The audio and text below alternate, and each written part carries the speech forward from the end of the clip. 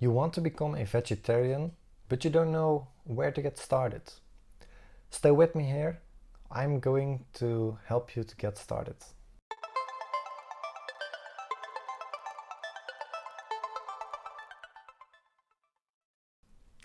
Hello, my name is Marinus and welcome to this video. Becoming a vegetarian can be a life-changing decision. And that's why I want to help you to get started.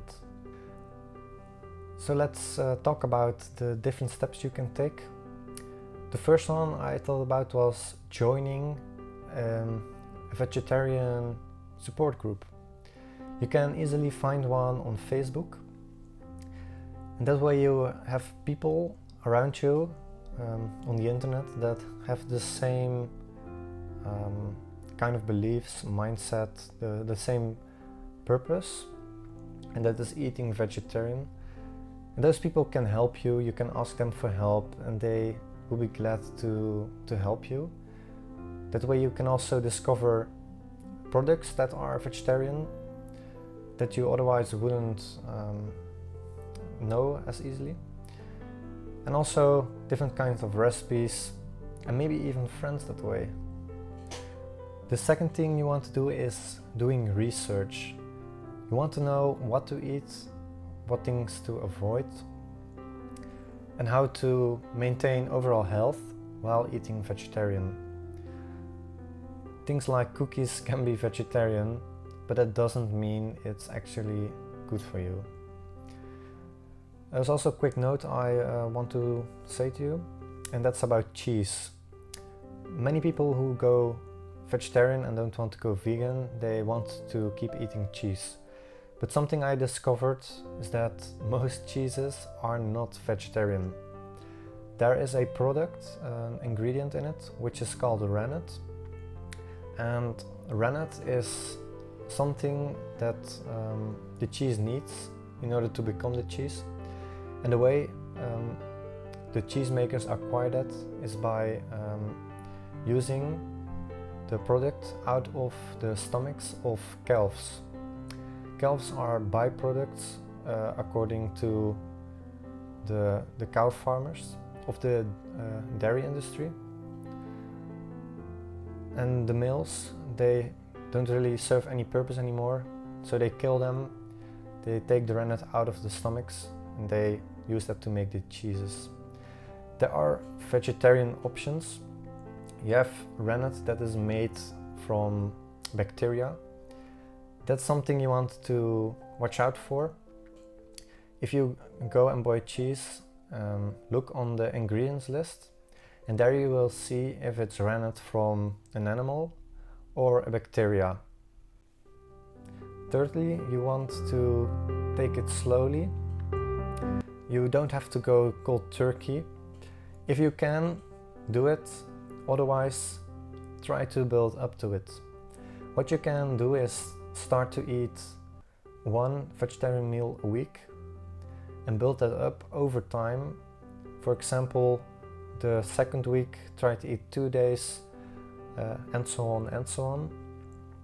Something else you can do is go pescatarian first. That's something I personally did, and that is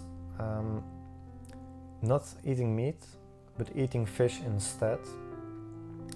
That way you don't give up animals yet, and over time, when you get used to that, you can try to start eating less and less fish and more vegetarian. If you don't feel the need to do that, you can just try to use replacement meats. Those are made from different kind of things like beans. Some are very delicious in my opinion and others not really.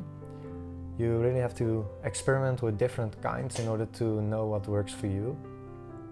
And if you don't need that too, just replace meat with beans and other protein-rich foods.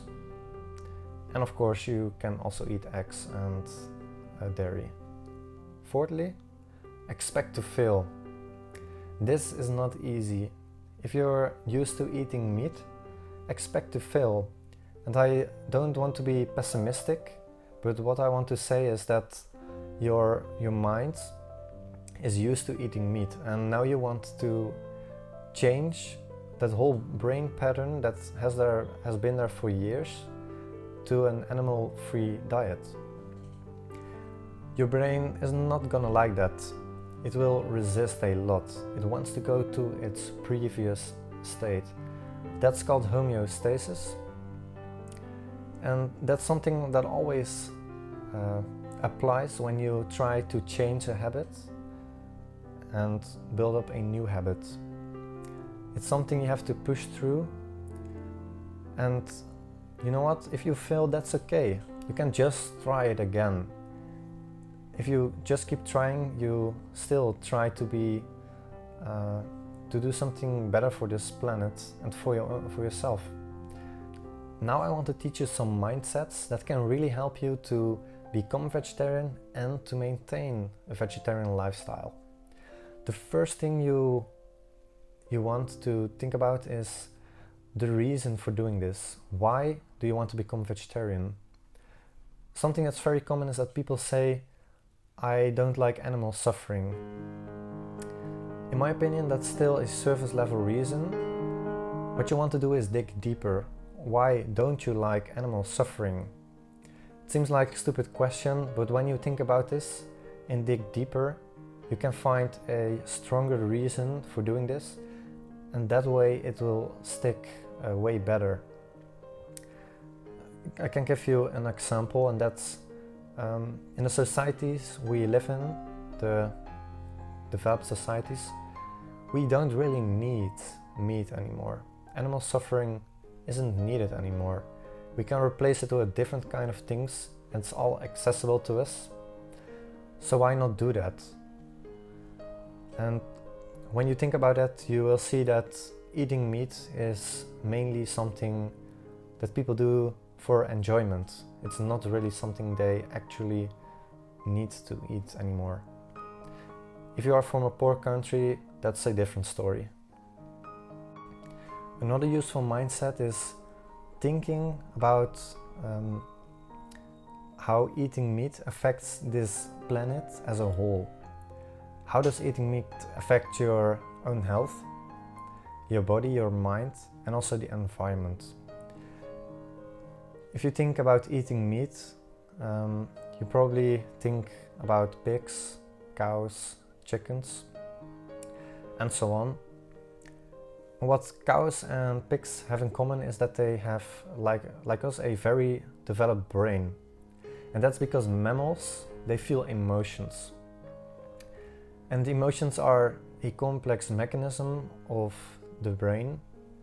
That's something creatures like reptiles lack, and insects. And think about this.